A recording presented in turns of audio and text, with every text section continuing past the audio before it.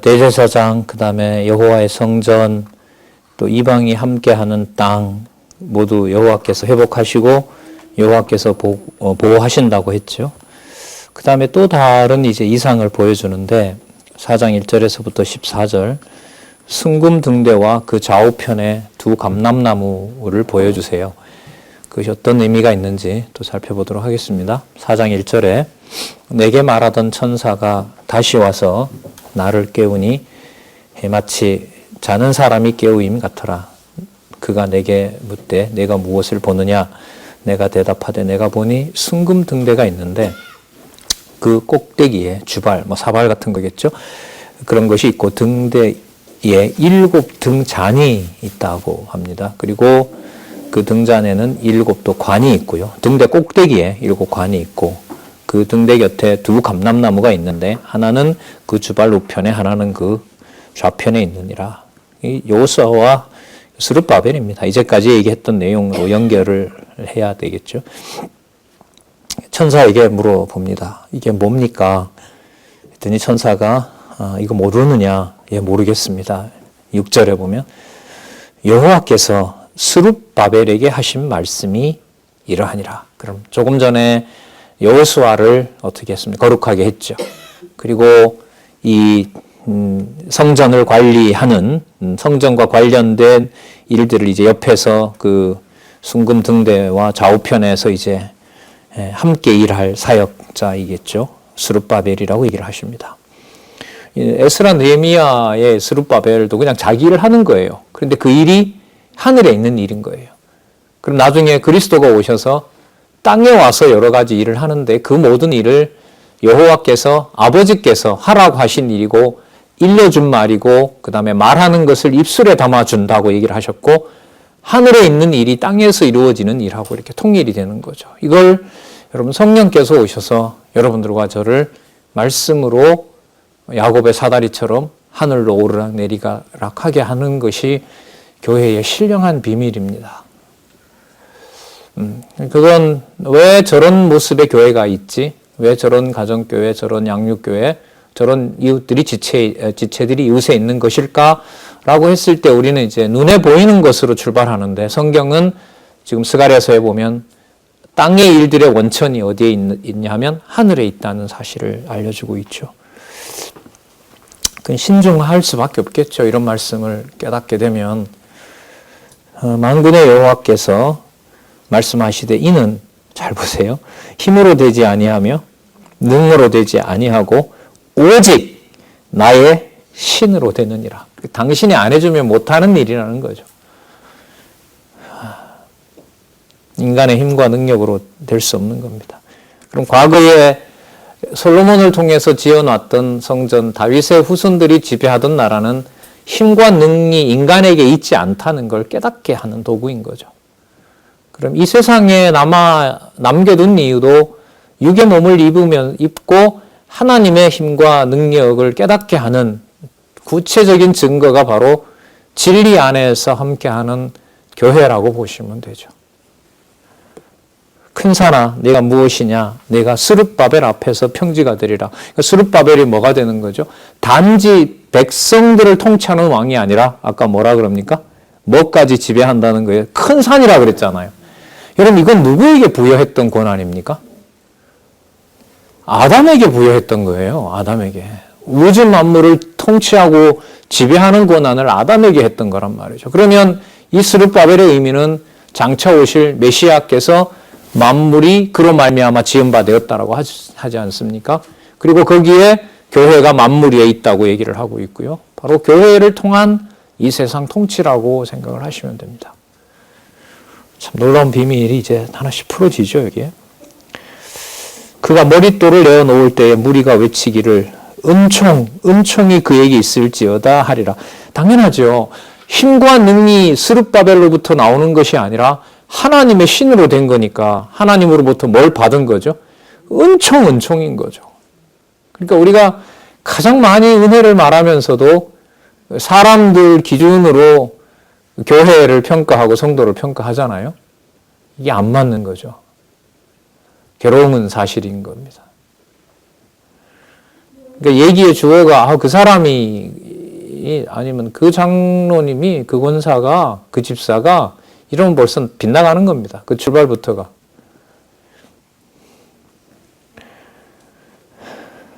그에게 있을지어다 하리라 하셨고 여호와의 말씀이 또 내게 임하여 가라사대 스룹바벨의 손이 이 전에 지대를 놓았은즉. 그럼 아까 여호수아와 스룹바벨이 그야말로 합력해서 성전 지대를 놓고 일이 이제 시작이 되도록 하시는 겁니다. 에스라 느헤미야는 이런 내용 안 나오죠? 안 나와요. 그러니까 이까지 와야 되는 거예요. 이까지 와야 메시아와 연결된 해석이 여기에 나오는 겁니다. 그러면 나중에 이 공부를 하고 나중에 돌아가서 에스라 느헤미야를 읽게 되면 현장에 일어나는 일을 어디와 연결을 확실하게 시켜요? 하늘에 속한 일하고 연결시키죠. 사도 바울의 전도를 통해서 하늘에 속한 일이 연결이 되는 거고 여러분들과 제가 소속해 있는 지역교회나 은사교회나 양육교회 성도들을 만나면서 뭐와 연결이 돼요? 진리 안에서라는 게 하늘에 속한 영원한 작정 섭리에 대한 선포가 된다는 사실인 거죠. 놀랍지 않습니까? 이런 그림을 어떻게 그려요, 사람이? 이 그림을 어떻게 그리고 살겠습니까? 스룹바벨의 손이 이 전에 지대를 놓았은즉 그 손이 또한 그것을 마치리라 하셨나니 앞으로 이제 한 3년 지나야 되는데 이미 마친 거예요. 하나님 보실 때는 여호와께서 다 그 불성곽이 되어 주신다 했으니까 만군의 여호와께서 나를 너희에게 보내신 줄을 내가 알리라 하셨느니라. 또 나왔죠. 아까 2장 11절에도 나왔고요. 작은 일의 날이라고 멸시하는 자가 누구냐. 야, 저거 세울 수 있나 봐라. 이렇게 우리가 방해하는데 너희들이 성전을 세운다고? 자, 이 일곱은 온 세상에 두루 행하는 여호와의 눈이라. 다림줄이 스룹바벨의 손에 있음을 보고 기뻐하리라. 방해도 필요가 없어요. 방해 못합니다. 이런 다림줄은 공사를 준행하겠다는 그 표시지 않습니까? 내가 그에게 물어 가로되 등대 좌우에 두 감람나무는 무슨 뜻이니까 하고 다시 그에게 물어 가로되 금기름을 흘러내는 두 금관 옆에 있는 이 감람나무 두 가지는 무슨 뜻입니까? 너무너무 영광스러운 거예요. 기름이 금이래요. 그게 금관 옆에 있는 그 감람나무에 막 흘러내리는 거예요. 그럼 그 에베소서에 왜 그 창세전 하나님께서 우리를 그리스도 안에서 하나님 자녀 삼았느냐, 그 교회의 그 본질과 관련된 부분이 나올 때 그런 말씀드린 적이 있는데, 그 에베소서 이후는 고린도전서에 나오는 그렇게 아무리 부정하게 보이는 성도라 하더라도 창세전으로 끌어올려 버리면 인간의 어떤 모습과 상관없이 그는 순금으로 도금된 자입니다. 이런 말씀을 여러분에게 드린 적이 있죠. 여기 이런 말씀이 나오더라고요. 그러니까 어느 것도 손상시킬 수 없어요. 약간 티끌이 묻어서 그렇지 닦아내면 광채를 발하는 거죠. 진짜 빛 대신 그리스도의 몸된 교회라고 할 수가 있겠죠. 그가 내게 대답하여 가로되 내가 이것이 무엇인지 알지 못하느냐. 대답하되 내 주여 알지 못하나이다. 가로되 이는 기름 발리운 자 둘이니. 여러분 이게 메시아예요. 기름 부음 받은 자. 근데 여기 보면 보세요. 기름 부음 받은 자가 하나가 아니라 뭐 둘이죠. 근데 둘인데 뒤에 가면 이 둘이 아니에요. 하나예요. 하나가. 그러니까 삼직이 합쳐지고 있는 거예요. 지금 여기서. 삼직이 합쳐지고 있어요. 선지자고 왕지. 그러니까 그걸 보는 선지자. 여기 스가랴처럼. 그리고 그 내용에 나오는 여호수아. 그리고 스룹바벨. 하나님의 일을 할 자들과 하늘에 속해서 그 일을 하나님께서 수행하도록 하시는 자. 그래서 기름 부음 받은 자. 그게 바로 여러분 장차 오실 메시아이고 메시아가 삼직을 통합시키는 겁니다. 그러니까 누가 선지자지라고 봤는데 선지자 노릇을 하시는 거예요. 그리스도가. 그렇다면 저분이 소개하는 왕이 누구야? 라고 봤는데 자신이 왕이라고 그래요. 그럼 제사는 누가 지내지? 누가 레위 지파야? 본인이 제사장이라고 그러는 거예요. 이 뭐 유대인들로서는 정신을 차릴 수가 없는 거죠. 이런 복음 앞에. 여러분 이 사실을 바울로 하여금 깨닫게 하잖아요. 그게 전부 그리스도에게 이루어졌다는 사실에 하늘에서 내려온 하나님의 그 섭리에 그냥 진짜 뭐 죽는 정도가 아니라 이제 모든 걸 이제 걸게 하시고 그렇게 이제 하나님의 일을 하게 하시는 거잖아요. 온 세상의 주 앞에 모셔 섰는 자니라 하더라.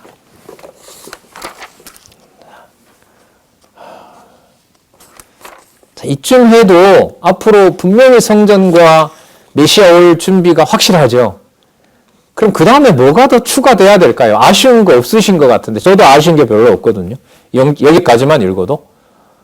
자, 그럼 그 다음에 그런데 5장과 6장에 보면 뭐가 나오냐면 징계가 나와요. 자, 이게 징계가 뭐냐면 여호와께서 불성곽이 되어주신다고 했고 사단이 보는 앞에서 여호수아를 선결하게 했고 스룹바벨이 그냥 겨우겨우 살아 들어온 다윗의 가문인 줄 알았는데 순금으로 도금된 영광스러운 왕이라는 것을 보여주고 징계는 뭐냐면 그걸 훼손하는 자들을 내가 다 없애겠다는 거예요.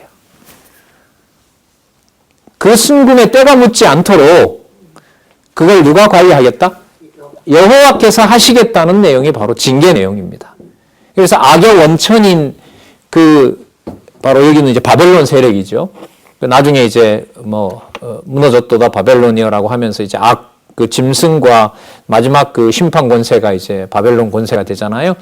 거기에 와도 나중에 연관이 되지만은요. 어쨌든 바벨론에 대해서 그 징계하시는 내용이 나타납니다. 볼까요?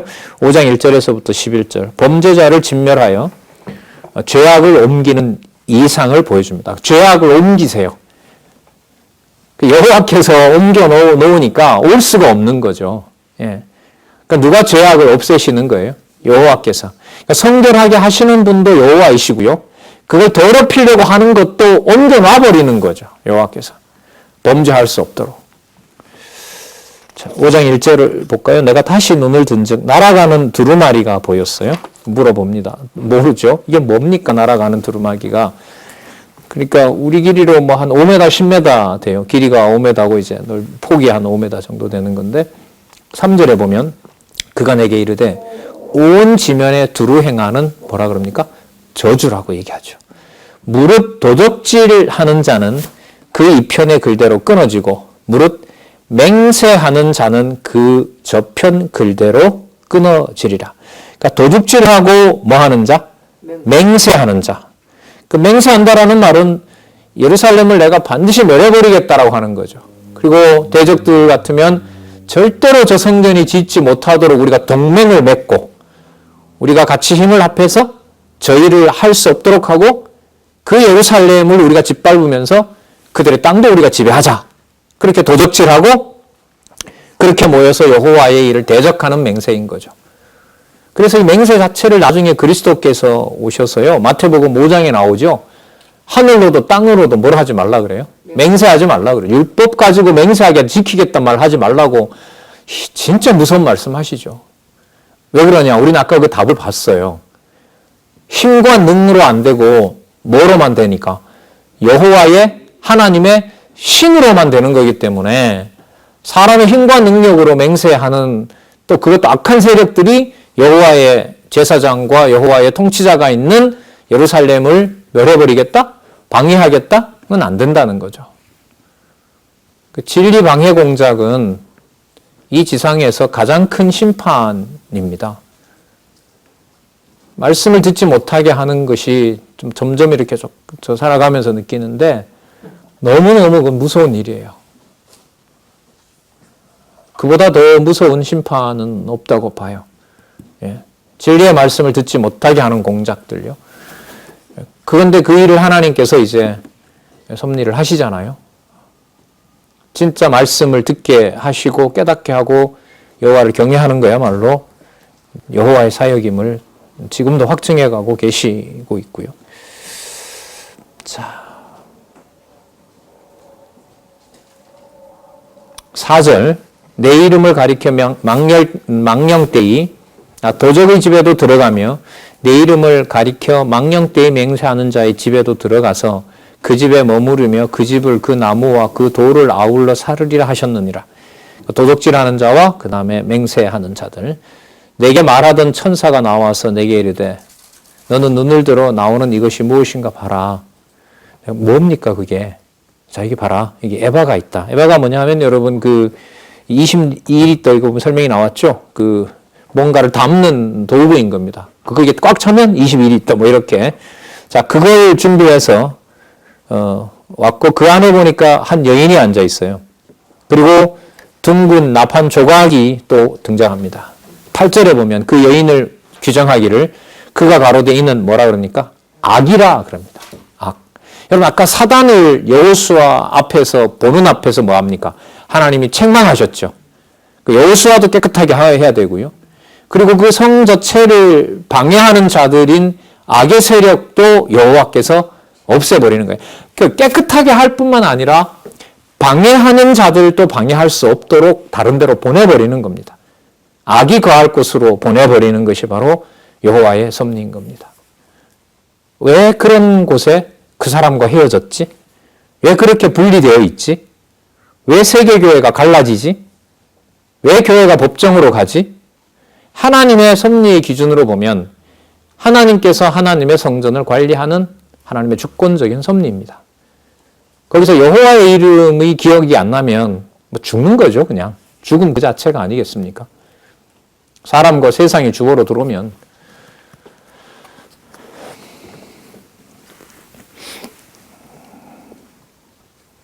(9절) 볼까요? 8절. 그 여인을 에바 속으로 던져놓고 납조각을 에바 아구리 위에 던져 덮더라.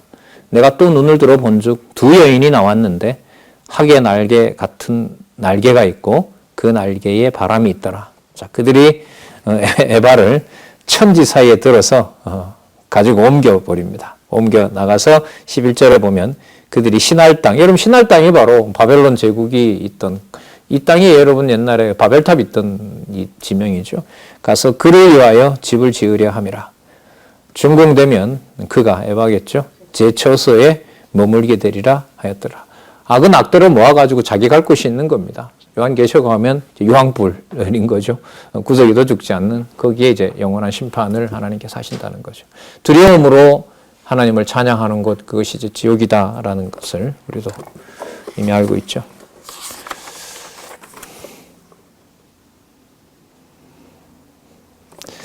그럼 여러분 이렇게 도덕질하는 자와 맹세하는 자들을 하나님께서 이제 다 옮기셨어요. 그러니까 아까 사단 앞에서 여호수아를 성결케 했고요. 그리고 방해 공작을 하는 세력들을 아예 옮겨버렸고, 그럼 이 과정이 지금 무슨 과정이냐면 이상을 통해서 뭐 하시는 거냐면 성전 제사를 회복하고 그 회복의 내용인 성전은 땅에서 여호수아와 여호수아와 그 다음에 스룹바벨이 하지만 그건 어디에 있다?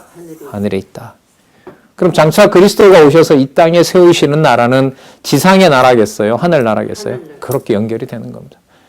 그 아주 짧지만 선명한 그런 내용을 전체로 보여주고 있는 장면이 저는 이제 이 스가랴서라고 보는 겁니다. 물론 학계하고 연관이 되고요. 학계에서 나타났던 이전 영광이 이전의 영광보다 지금 나중에 짓는 성전이 어떻다? 더 영광스럽다. 더 크다라고 얘기를 하시잖아요. 왜냐하면 오늘 내용이 나왔네요. 여호와께서 관리하시니까요. 여호와의 신으로 지으니까요. 어떤 것도 더럽게 하지 않도록 여호와께서 사죄를 해주시니까요.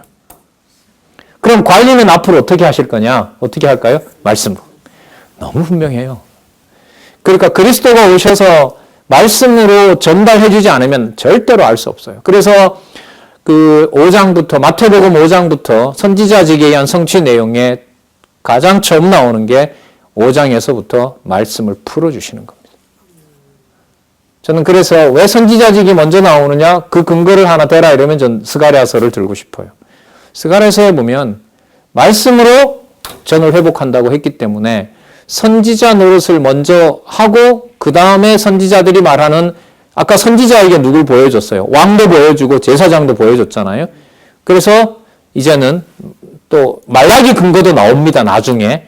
말라기 근거 나중에 가서 말씀을 드릴 텐데 한 가지만 말씀드리면 말라기는 율법을 왜 줬는지 기억하라 이렇게 하면서 말라기가 끝나거든요.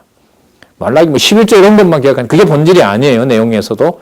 말라기의 마지막은 왜 시내산에서 모세에게 율법을 줬는지 생각하라. 그러면 그 율법을 인간이 지키지 못한다는 걸 이제까지 보여줬잖아요. 그러면 모세에게 줬던 그 율법은 말라기 3장에 나오는 언약의 사자가 와야만 가능하다. 그 징조가 뭐냐면 엘리야를 6개월 전에 보낸다. 그러면 뭐와 연결돼요? 바로 선지직하고 연결되는 거예요.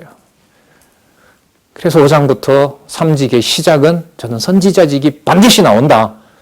이렇게 저는 이제 이해를 했습니다.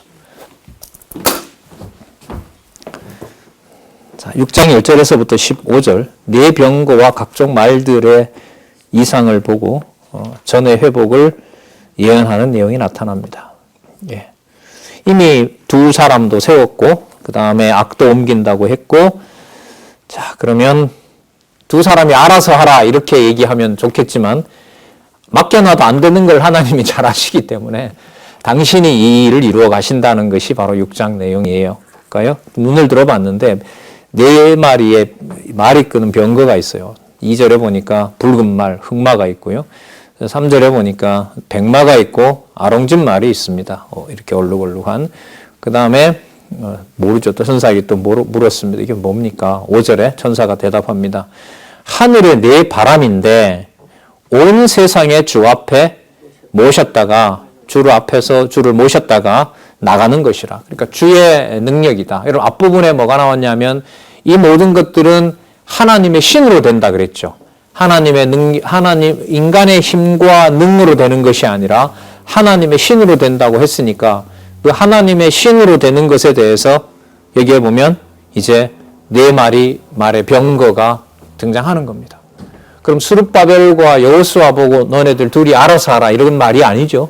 아니죠. 그리고 선지자는 여기서 뭐 본인 할 게 있어요. 여러분 여기서 오늘 읽었던 말씀에서요. 선지자가 말한 건 뭐밖에 없어요? 몰라요. 너 아느냐? 몰라요. 몰라요. 그 선지자는 그러면 아는 척하는 자가 선지자가 아닌 거예요. 누가 알려주는 것을 그대로 말하는 자가 선지자죠. 그럼 메시아 맞잖아요. 메시아가 맞는 거예요. 그러면 여러분 모든 선지자들이 이렇게 다 그려지죠. 이사야든 예레미야든 자기네들 하고 싶은 대로 못해. 에스겔 마찬가지죠. 부인 죽었는데도 울지 말라 그러잖아요. 호세아 음란한 여자 얻어다가 낳으라고 하잖아요. 그래서 선지자의 직이라는 게 상당히 비참합니다. 부르긴 불렀는데 머릿속에 든 게 아무것도 없어요. 아무것도 없어야 누구 지식으로 채워져요? 여호와를 아는 지식으로 채워져요. 그걸 그리스도는 하나님의 아들 하나님으로서 이 땅에 오셔서 말할 것과 이룰 것과 입술에 하나님의 명령으로 담아준다 그랬어요. 입술이 왜 떨려요? 하나님이 명령하니까 반응한다는 얘기 아닙니까? 하물며 그리스도도 여러분 그렇게 하셨는데 성령께서 그리스도가 그렇게 원하셨던 성령께서 오셔서 말씀을 말씀대로 안내하는 것을 겁나는 상황 아닙니까? 그래 어떨 때는 저희가 좀 실험을 해보고 싶어요. 우리 원로의 강의는 저도 듣고 여러분들 듣고 하는데 근간에 다른 사람 강의하는 건 전 못 들어봤잖아요. 뭐 성경신학 강론집 순서대로 성경을 전체적으로 논리적 통일성과 구조의 어떤 완벽함을 성경 계시라는 것을 확증하면서 성경 구원임을 확증하면서 그런 강의를 진짜 한 몇 년 동안 못 들었어요. 뭐 어디가 들을 수도 없고. 그래서 또 비대면으로 우리가 하다 보니까 가끔씩 들었던 장로님들 강론도 거의 못 듣고 해서 되게 그리워요. 한편으로는 제 속에서 어떤 마음이 생길까 좀 실험을 하고 싶어요. 아, 강론 참 잘한다. 성경대로 하네. 그따위 소리 할까봐. 그런 부정한 생각을 할까봐 거울을 한번 비춰보고 싶어요.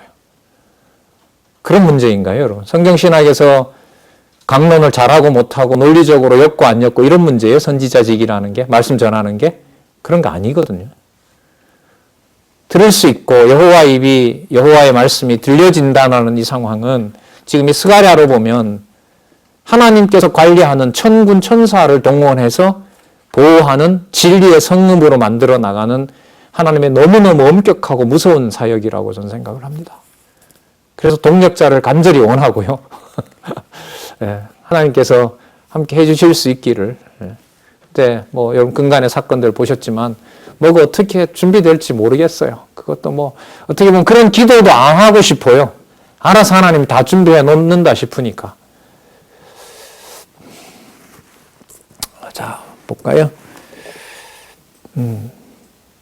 온 세상의 주 앞에 모셨다가 나가는 것이라. 6절 흑마는 북편으로 가니까 백마가 뒤를 따르고요.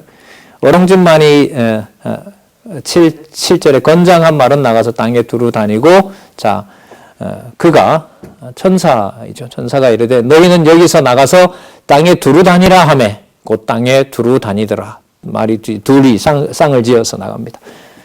8절 그가 외쳐 내게 일러가로되 북방으로 나간 자들이 북방에서 내 마음을 시원케 하였느니라. 그 북방이 얼마나 그 무서운 이른바 그 야만적인 세력들이 살고 있는 거예요. 그러니까 너무 전쟁을 잘하니까 바벨론이든 이 유럽 이쪽에 일어난 전쟁을 보면 꼭 용병들을 북쪽에서 쓰죠. 거의 짐승들이거든요. 그렇게 이제 야수처럼 그 무서운 그 혹한에서 살아남은 자들 아닙니까? 그런 자들에게 가서 그냥 유대를 그렇게 능욕했던 것을 다 갚아주는 일을 하나님께서 하시고 시원하게 했다. 에스겔 5장에도 이 말씀 나옵니다. 에스겔 5장에도 그 범죄한 이스라엘에 대해서 다 멸망시키니까 하나님이 속이 시원하다 이런 말씀이 나오거든요. 사로잡힌 자 중 바벨론에서부터 돌아온 헬데와 도비아와 여다야가 스바냐의 아들 요시아의 집에 들었나니 이건 또 실제 일인 거죠. 너는 그 집에 들어가서 그들에게서 은금을 취하여서 면류관을 만들라고 합니다. 자, 대적들에 대해서는 사자가 어떻게 해요? 다 처리하고요. 그 다음에 준비해 놓았던 이제 스룹바벨과 여호수아에 대해서는 하나님이 또 이렇게 하고 그 금과 은은 함께 온 백성들이 같이 동참하는 거예요. 그러니까 두 사람만 그렇게 하는 것이 아니라 백성들도 뭐 하게 하냐면 합력하게 해요. 자, 12절. 여호사닥의 아들, 11절 중간에 여호사닥의 아들 대제사장 여호수아의 머리에 그 면류관을 씌우고 이르기를 만군의 여호와께서 말씀하시되 보라 순이라 이름하는 사람 스룹바벨이라고 아까 얘기하셨죠? 자기 곳에서 돋아나서 뭘 건축한다? 여호와의 전을 건축하리라.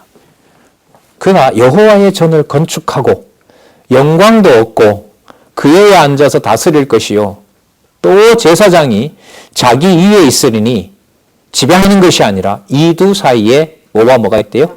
평화와 의논이 있으리라. 두 직의 합치 그리고 아까 얘기했던 준비되어 있는 은과 금으로 면류관 만들어주는 자들도 합력 진리의 말씀으로 합력하는 일들이 하늘에 다 정해져 있습니다. 그게 7장에서부터 무엇으로? 말씀으로 전을 회복하겠다는 것으로 성취되는 겁니다. 그래서 이 구조와 이 구조는 하늘에 있는 언약과 땅에 있는 성취. 장차 이 두 가지를 모두 메시아가 통일 이렇게 보시면 이렇게 선명하게 통일이 이루어진다고 봅니다. 성경의 통일성을요. 자, 44절. 그 면류관은 헬렘과 도비아와 여다야와 스바냐의 아들 헨을 기념하기 위하여 여호와의 전 안에 두리라 하시리라. 그 사람들이 의뢰한 것이 아니라 그 사람들이 함께 한 여호와의 기념품이다 이런 의미인 거죠. 예. 그러니까 여러분 누가 무슨 일 하고 무슨 일 하고라는 게요. 누가 자원한다고 했을 때 그 사람 마음이 감동돼서 한 게 아니에요. 여기 보면 누가 다 지목을 하죠? 여호와가 다 지목하는 거예요. 그래서 그 사람에게 매일 필요가 없어요. 하지만 그 사람을 무시할 수 없는 게 그런 감동과 그 사람에게 그러한 마음을 준 걸 누가 하셨기 때문에 여호와가 하시기 때문에 그게 날아갈까 봐 그 사람이 하는 일에 주목하는 거예요. 그 사람 높이려고 하는 게 아니에요. 그 사람을 애써 안 높인다고 그 사람이 높여지지 않는 것도 아니고요. 그 사람 이름을 기념한다고 해서 그야말로 하나님을 잊어버리는 것도 아니에요. 그건 주체가 우리가 아니거든요.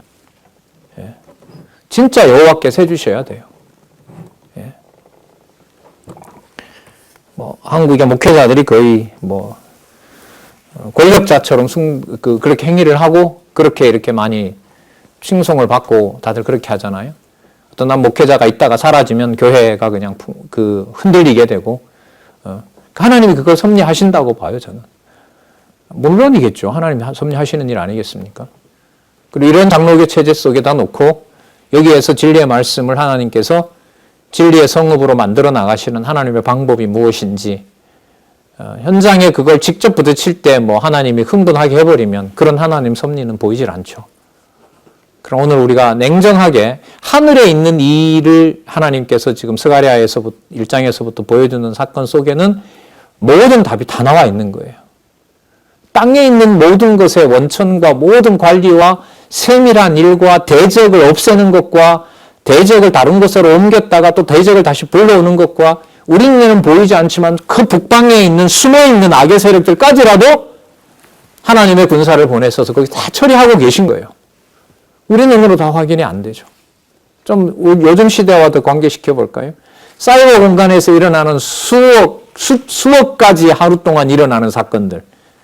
우리 다 스마트폰 다 가지고 있으니까요. 스마트폰 안에 그 하나 돌아가려면 거기 얼마나 많은 그 가상의 것들이 만들어져야 돼요. 어떤 거는 나와 관계 있고 관계 없고 내일은 또 관계 있고 어마어마한 사건들이 돌아가면서 거기서 성도들의 교제가 일어나고 우리도 지금 하고 있지만 그걸 통해서 복음이 전해지고 어떤 때는 장애가 일어나고 어떤 때는 바이러스도 먹고 또 이걸 통해서 생각지도 못했던 사람이 연락이 오고 어제 누가 와서 보니까 늘 도표가 나오는데 도표 좀 보내줄 수 없냐고.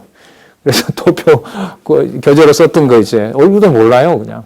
근데 어떤 분은 본인을 밝히기도 하지만 밝히지도 않아요. 이번에 있는 분은 원주에 있는 어떤 무슨 목사님이라고 자기를 밝히시면서 그 교재가 있으면 도움이 되겠다고 해서 우리 도표 있잖아요 이거 A4로 이렇게 제가 사용하던 교환이 있어서 그걸 이제 보여드리기도 했는데 그런 것까지 치면은요.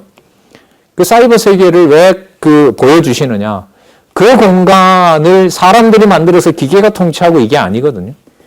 눈에 보이지 않는 하나님 나라를 누가 통치하세요? 하나님이 통치하고 계시잖아요.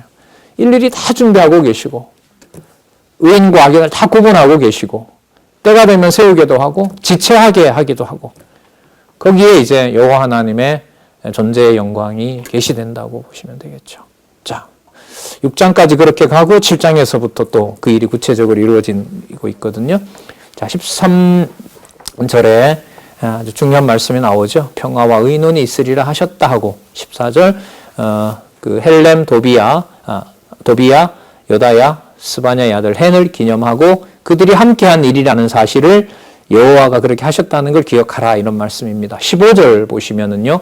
먼데 사람이 와서 여호와의 전을 건축하리니 바벨론에 있는 유대 포로들을 말하는데요. 이게 시간적으로 보면 1차 포로 기간이니까 이건 이제 느헤미야를 참조하면 2차, 3차에 걸쳐서 돌아오죠. 497년인가에 그때 한 번 또 돌아오고 430 몇 년인가에 돌아오죠. 그렇게 해서 3차에 걸쳐서 돌아와서 이 성전과 나중에 성곽까지 다 짓는 일이 벌어지잖아요. 이 성취되는 일이. 만군의 여호와께서 나를 너희에게 보내신 줄을 너희가 알리라. 또 나왔네요. 자, 너희가 만일은 빼고요. 자, 너희 하나님 여호와의 말씀을 청종할 수밖에 없고 청종할진대 이 말은 조건문이 아니라 청종하게 되고 반드시 그같이 될 것이라. 여러분 이렇게 다 정해놨는데 무슨 인간이 뭔가를 하고 이런 게 필요가 있겠습니까? 다 이루어진다는 거죠. 그럼 그 이루어진 내용이 어디냐? 이게 7장에서부터 14장까지예요. 그러면 여러분 이 분량이 좀 적진 않은데요. 1장에서 6장까지 내용을 여러 번 읽으면서 1장에 6장의 내용들이 하늘에서 어떤 교육을 하나님이 쭉 얘기해 줬는지 머릿속에 박혀 있어야 돼요. 이 어느 정도 바탕이 돼야 되고요. 그 다음에 7장에서부터 14장까지 이제 현실로 내려와서 어떤 일들을 하나님이 이루시는지 이게 바로 이제 스가랴 전체 구조 이상으로 전 회복 예언을 보여주시는 것하고 이제 실제로 시간 역사에서 이루어지는 내용들을 살펴볼 수가 있습니다. 자, 그래서 6631페이지에 가시면 말씀으로 전 회복 예언, 먼저 훈계에 의한 회복 예언을 한번 보도록 하겠습니다. 자, 시간은 좀 더 지나서요. 7장 1절에 보면 다리오 왕 4년 9월. 아까는 2년이었잖아요. 2년이 지난 거예요. 그러니까 성전을 건축할 시기가 다가온 거죠. 그러면 아까 1장에서부터 6장에 있었던 예언이 이루어지는 시간이 온다. 이렇게 되는 거예요. 그래서 이걸 밝혀놓은 거예요. 몇 년에 무슨 말씀을 몇 장에 기록해 이런 걸 알려는 게 아니에요. 예, 그런 의미에서는 연도 몰라도 되죠. 이 흐름만 알아도. 다리오 왕 4년 9월 곧 기슬레 월 4일에 여호와의 말씀이 스가랴에게 임하니라. 여러분 이거는 학계를 벗어나요. 학계는 이미 그 21년 2년에 자기 예언을 이미 마무리했고요. 그걸 지금 스가랴에게 이어서 계속 얘기를 하는 겁니다. 자, 스가랴 여기서부터요. 스가랴와 말라기는요. 예수님 오시기 직전 세례 요한까지 예언을 담고 있습니다. 세례 요한까지 담고 있어요. 말라기 보면 나오잖아요. 엘리야를 보내겠다. 여기는 이후 역사. 그러니까 성전을 건축하고 제사를 회복하고 그게 425년인가 그렇거든요. 회복하고 그리스도가 오실 때까지 헬라 제국을 중심으로 일어나는 일들. 그 헬라 제국은 여러분 두 가지 의미로 보시면 돼요. 처음에 헬라 제국의 그 통치자가 되었던 알렉산더 대왕에 의해서 유대인들이 보호받습니다. 그 보호받는 것은 마치 고레스 왕이 돌아가서 성전 지으라고 한 것하고 똑같은 어떤 유형을 가지고 있어요. 그리고 헬라 제국은 절반이 지나면서 331년에서 보통 68년경에 끝났다고 하거든요. 로마가 그때 다 접수한단 말이에요. 그때 그런 상황으로 본다면은 한 250년의 역사인데 그 역사의 한 절반은 유대인들이 헬라 제국의 엄청난 보호를 받고 잘 살죠. 그 다음에 한 130, 40년은 엄청난 고통 속으로 몰아넣는데 하나님이 그 기간을 많이 길게 하지는 않아요. 이른바 여러분 마카비 가문의 독립운동이라는 거 아시잖아요. 그 다니엘서에 나오는 대로. 그들로부터 고통을 좀 당하고 성전도 다 욕을 당하는데 한 5, 6년 지나서 그 몰아냅니다. 몰아내면서 제사장 지파죠. 레위 지파 중심으로, 그 마카비 가문이 레위 지파거든요. 레위 지파 중심의 왕국이 생깁니다. 그게 하스몬 왕가라고 그러거든요. 근데 이 하스몬 왕가를 여기서만 보면 좀 헷갈려요. 왜? 유대 왕가가 아니거든요. 유대 왕가가 아니에요. 그리고 지금 이 스가랴서에 보면 이제 곧 나오니까요. 미리 좀 나온 김에 말씀을 드리도록 하겠습니다. 나쁘게 말하지 않아요. 그러니까 하나님의 신이 함께해서 하나님의 성전을 회복하는 그런 일을 하는 자로 소개를 합니다. 그런데 이 하스몬 왕가는 결국은 부패합니다. 백성들이 반란도 일어나고 내부에서 그 제사장을 죽이기도 하고 왕을 통치자를 죽이기도 하고 혼란스러운 거죠. 그러다가 이제 그 로마 제국으로 넘어가는데요. 그 로마 제국으로 넘어갔을 때 유다는 다시 또 헤롯 가문으로 가버려요. 이게 헤롯 가문은 또 유다 가문이 아니거든요. 뭐 제가 지식 자랑하려는 게 아니고요. 이 배경을 조금 가지고 나중에 요한계시록에 가서 이게 해명이 됩니다. 요한계시록에 여러분 들었던 666이라는 거 들어보셨죠? 그 666 할 때 두 뿔 짐승과 관련된 그리스도의 통치를 이어받지도 않으면서 마치 메시아처럼 행세했던 두 왕조. 그게 헬라 제국의 후반부에 있었던 하스몬 왕가, 마카비의 후예들인 하스몬 왕가. 이건 알아놓을 필요가 있어요. 하스몬 왕가. 그리고 로마 제국으로 넘어가면서 생긴 헤롯 가문. 이 두 가지 거짓 세력들이, 헤롯은 여러분 80년이나 짓잖아요. 그 예루살렘 성전을. 얼마나 공들이는데요. 그게 이제 여러분 짓자마자 몇 년 안에 그냥 다 바벨론에게 넘어지는 일들입니다. 자, 그 중요한 내용을 여러분 이 7장에서부터 14장까지 담고 있어요. 이건 독서가 좀 필요하고요. 또 거듭 그때마다 여러분들은 소개하도록 하겠습니다. 그래서 나중에 만약에 누군가가 그 하스몬 왕가를 이렇게 스가랴에서 아주 좋게 평가했는데 왜 그게 갑자기 요한계시록에 와서 다른 데는 안 나오니까요.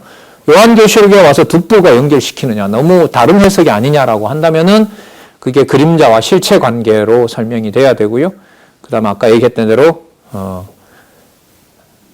그리스도 노릇을 하지만 그리스도가 아닌 거짓 세력들. 그래서 하스몬 왕가도 그렇고 헤롯 가문도 그렇고 자기네들을 하나님이 언약했던 메시아로 만들려고 해요. 모든 왕들이. 내가 메시아다. 그럼 메시아가 되려면 뭘 해야 되냐면 선지자 노릇도 해야 되고 특히 왕이 되어서 성전도 지어야 돼요.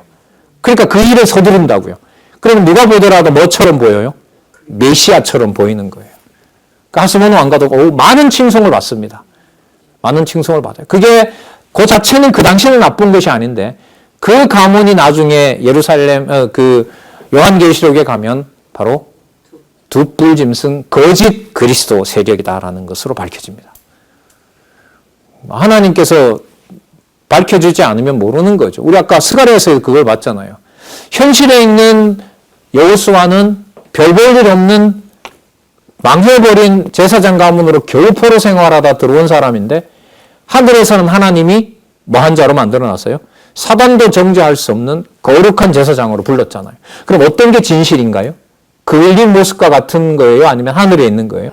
그건 우리가 볼 수 있어요? 못 봐요? 못 봐요. 그건 말씀을 통해서 알려줘야만 되는 거예요. 그걸 똑같이 얘기한다면 하스몬 왕가와 바로 헤롯 가문이 거짓 행세를 했던 바로 거짓 왕들이었다는 것을 그리스도가 판단하시는 거죠. 그래서 그 나라들도 나중에 다 멸망시키는 겁니다. 그러니까 그리스도의 교회를 통해서 성도와 교회를 자기의 수단으로 삼았던 많은 장사꾼들, 그 세속주의잖아요. 그들에 대한 마지막 심판도 준비하고 있다. 그것도 반드시 심판한다. 상구들이, 장사꾼들이 통탄하잖아요. 여러분 많이 들으셨잖아요. 우리나라만 하더라도 어떤 큰 교회 주변에 있는 곳에는 그 교회 안 나가면 장사 못 한다고 그러죠. 해외에서도 소식을 들었는데 왜 해외에 나가면 한 곳으로 모일 수밖에 없느냐. 다른 나라에 가서 어떻게 먹고 살아요? 그 교회, 큰 교회를 중심으로 모여야만 살 수 있는 거예요. 근데 그걸 떨치고 나와서 생존의 위협을 당하면서까지 말씀을 지금 전하고 있는 분들이 해외에 있거든요. 그 얘기를 토요일 잠시 들었는데 참 인간적으로 부끄럽기도 하고 수천 킬로를 달려와서 그걸 전하고 그가의 사업과의 관계에 있던 모든 교인들은 다 떨어져 나가서 이단에 빠졌다고 하고 그러나 다시 또 주말마다 차를 몰고 와서 말씀을 전하고 이게 지금 현재 역사입니다. 예. 좀 멀리 간 것 같은데요. 그리스도의 오실 준비를 어떻게 현실적으로 마무리하고 또 모든 제사까지 말라기 가서 다 패해버리고 메시아 오실 준비를 완벽하게 하는지 살펴보도록 하겠습니다. 7장 1절 아까 읽었고요. 때에 베델 사람이 사레셀과 레겜멜렉과 그 종자를 보내어 여호와께 은혜를 구하고 만군의 여호와 전에 있는 제사장들과 선지자들에게 물어봅니다. 뭐라고 하냐면 우리가 5월간에 울며 재개하리이까. 그러니까 지금 3년 전이니까요. 한번 보세요. 그 스가랴를 통해서 이 정도로 얘기를 했으면 백성들이 움직이는 게 당연하잖아요. 아, 이제는 우리가 지어야 되겠다. 그런데 이걸 하나님은 허락을 안 해요. 허락하지 않습니다. 지금 여기 제일 처음으로 베델 사람이라고 나오니까 여러분 베델이 우상천지가 됐던 곳이거든요. 그 제일 먼저 회개할 만해요. 상황으로 보면. 그런데 한번 볼게요.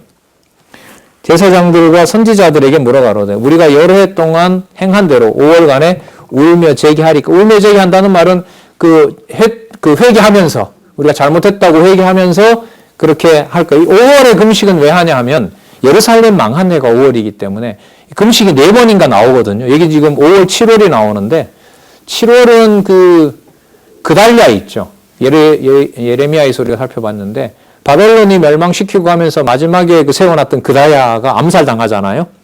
그 암살당하는 그 사람을 그 왕을 기념해서 슬퍼하는 날이 7월인데 나중에 4월도 나오고 하는데 전부 다 뭐하고 관계 있냐면 예루살렘 성에 멸망하는 것과 관련해서 지금도 지키고 있죠. 지금도 그 사람들 통곡의 벽에 가서 하고 있단 말이죠. 자, 이스라엘 사람들이 하고 있습니다. 자, 재개하리이까 합니다. 그런데 4절에 만군의 여호와의 말씀이 내게 임하여 이르시되 자, 보세요. 온 땅의 백성과 제사장들에게 이르라. 너희가 70년 동안 5월과 7월에 금식하고 애통하였거니와 아까 5월은 예루살렘 멸망, 7월은 그달랴의 암살. 자, 주석에 나와 있습니다. 애통하였거니와 보세요. 그 금식이 나를 위하여 한 거냐? 화가 나신 거예요. 금식 날 위해서 했냐?